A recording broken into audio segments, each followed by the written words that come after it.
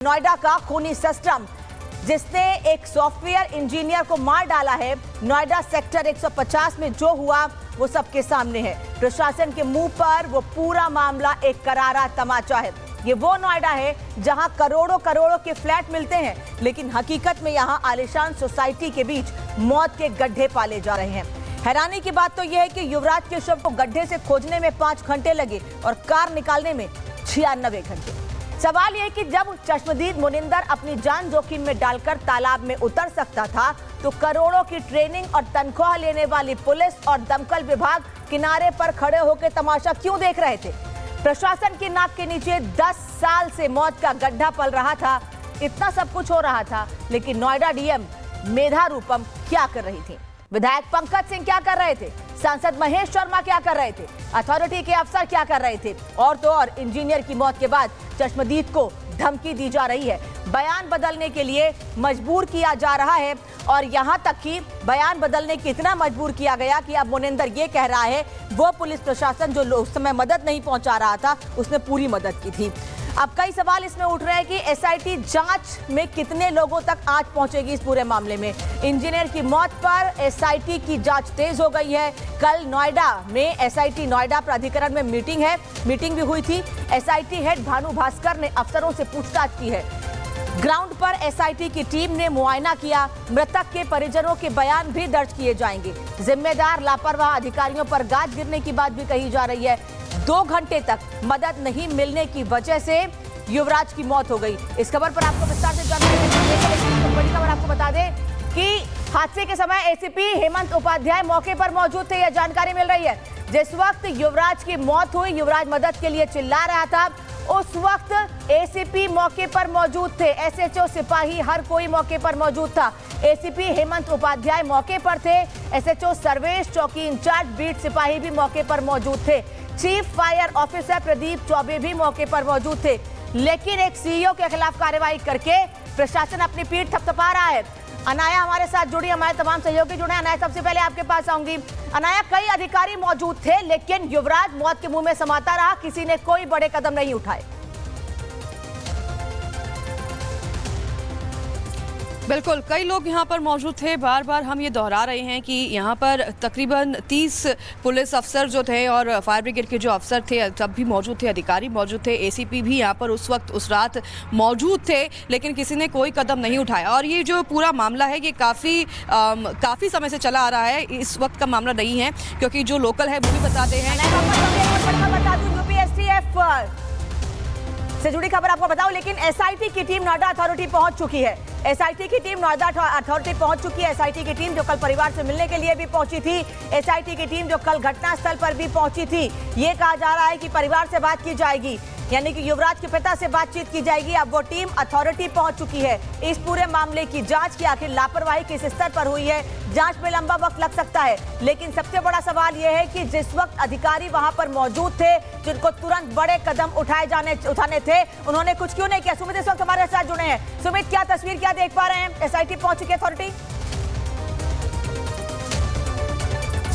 देखिए, कुछ देर में एसआईटी की टीम पहुंचेगी, लेकिन अभी कुछ देर पहले यूपी एसटीएफ के एक अधिकारी गए हैं अंदर, और ये एक अप्रत्याशित है क्योंकि यूपी एसटीएफ की टीम कल नहीं आई थी। यूपी एसटीएफ की टीम को कोई अधिकारी नहीं पहुंचे थे, लेकिन आज एक यूपी एसटीएफ के अधिकारी अभी कुछ देर पहले गाड़ी से उतरे, जिनके हमारे पास विजुअल्स भी हैं, और वो अभी अंदर गए हैं। कुछ देर में एसआईटी की टीम पहुंचेगी। तमाम जो नोएडा अथॉरिटी के अधिकारी है वो यहाँ पर पहुंच गए हैं। कल भी करीब 3.5 घंटे यहाँ पर एसआईटी की टीम पहुंची थी। नोएडा के डीएम यहाँ पर पहुंची थी, गौतम बुद्ध नगर की कमिश्नर लक्ष्मी सिंह पहुंची थी, और उनसे सवाल जवाब हुआ था करीब 3.5 घंटे। वो तमाम सवाल जवाब आज भी होंगे। नोएडा अथॉरिटी, चूंकि सबसे बड़ी जिम्मेदारी नोएडा अथॉरिटी की थी, क्योंकि 10 सालों से वो गड्ढा पड़ा हुआ था। 3-3 लेटर नोएडा अथॉरिटी को भेजे गए थे, और उन चिट्ठियों में साफ तौर पर शिकायतें रखी गई थी कि उस गड्ढे की वजह से हादसा हो सकता है, लेकिन उस पर कोई कार्रवाई नहीं की गई। खुद सांसद महेश शर्मा ने ये बात कही कि हाँ, हमने डीएम और नोएडा अथॉरिटी को चिट्ठी लिखी, लेकिन इस पर कोई कार्रवाई, इस नोएडा अथॉरिटी की बिल्डिंग में बैठे अधिकारी, जो बड़ी बड़ी अधिकारी हैं, जो मोटी मोटी सैलरी उठाते हैं, वो कुछ भी करते से बचते दिखे। और यहाँ तक कि एक खबर ये भी है कि सिंचाई विभाग ने भी एक चिट्ठी लिखी थी हेड रेगुलेटर की व्यवस्था करवाने की, वहाँ पर अतिरिक्त जल निकासी की व्यवस्था करने के लिए कहा था और उसको लेकर बाकायदा परियोजना भी तैयार कर ली गई थी, लेकिन उस पर बजट भी एलोकेट हो गया था, लेकिन उस पर आगे कोई काम नहीं हुआ। तो कई सारी गंभीर लापरवाहियां हैं और नोएडा अथॉरिटी की, और यही वजह है कि नोएडा अथॉरिटी यहां कई सारे सवाल हैं जो जवाब का इंतजार कर रहे हैं और इन्हीं बिल्डिंग के अंदर अब उन सवालों का जवाब लिया जाएगा। और अभी तक सिर्फ एक जूनियर इंजीनियर को बर्खास्त किया गया, लेकिन समझिए कि नोएडा अथॉरिटी के कई सारे बड़े अधिकारी हैं, जैसा कि आपने कहा कि एसीपी भी वहां पर मौजूद थे, और इसके अलावा जो कई अधिकारी अभी भी हैं जिन पर गाज गिरना तय है। सिविल जीएम AK अरोड़ा हैं, इसके अलावा सिविल AGM विजय रावल हैं, और electrical and maintenance GM RP Singh है, traffic cell GM SP Singh हैं। और यहाँ पर देखिए तमाम जो बड़े अधिकारियों की गाड़ियां हैं वो यहाँ पर पहुंच रही हैं एक के बाद एक। जो नोएडा अथॉरिटी के अधिकारी हैं मौके पर पहुंच चुकी है, थोड़ी देर में SIT की टीम भी मौके पर पहुंचेगी, सहयोगी हमारे साथ जुड़े हैं, उनके पास वापस लौटेंगे। लेकिन नोएडा सेक्टर 150 में निर्माणाधीन बेसमेंट में कार के साथ डूबे सॉफ्टवेयर इंजीनियर युवराज मेहता की मौत के मामले की जांच जारी है। लेकिन इस बीच पुलिस अपनी नाकामी और लापरवाही छिपाने के लिए उस चश्मदीद पर दबाव डाल रही है, उसे धमका रही है जिसने युवराज को बचाने के लिए कोशिश की। ऐसे में सवाल यह है कि क्या युवराज की मौत से ज्यादा जरूरी अब सिस्टम को अपनी इज्जत बचाना हो गया है? रिपोर्ट देखिए।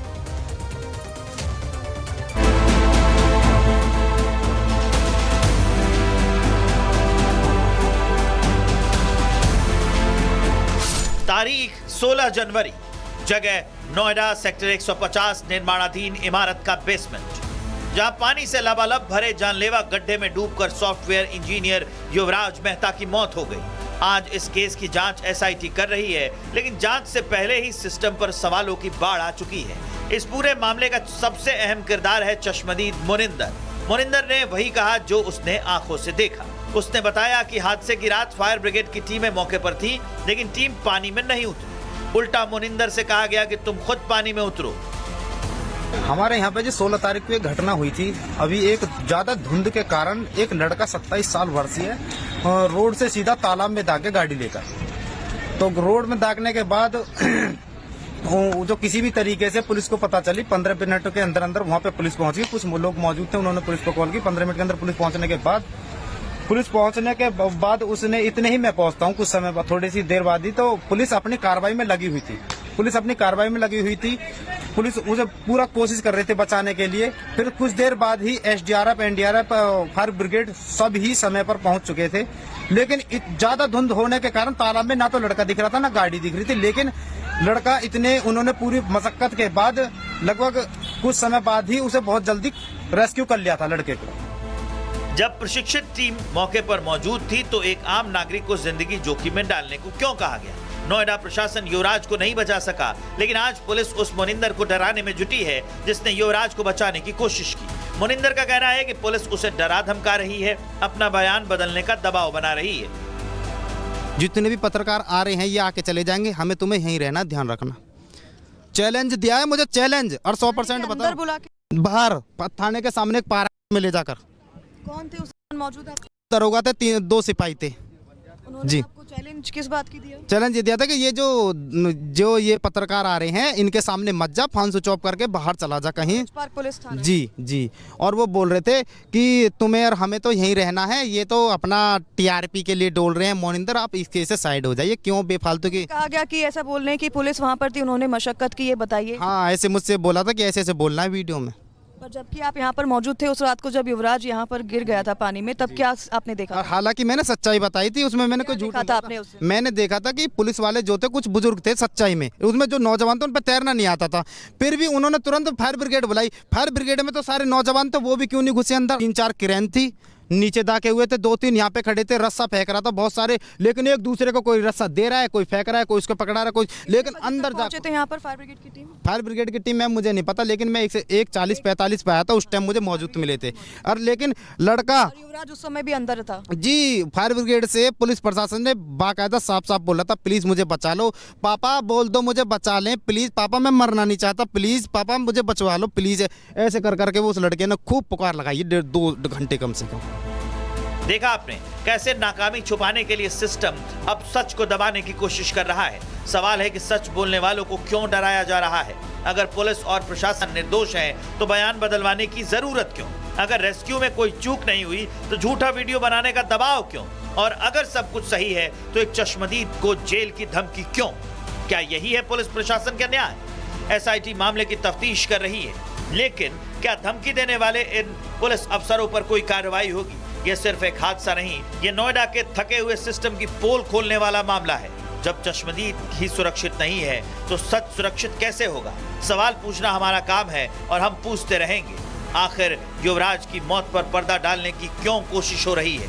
Bureau report, Republic Bharat.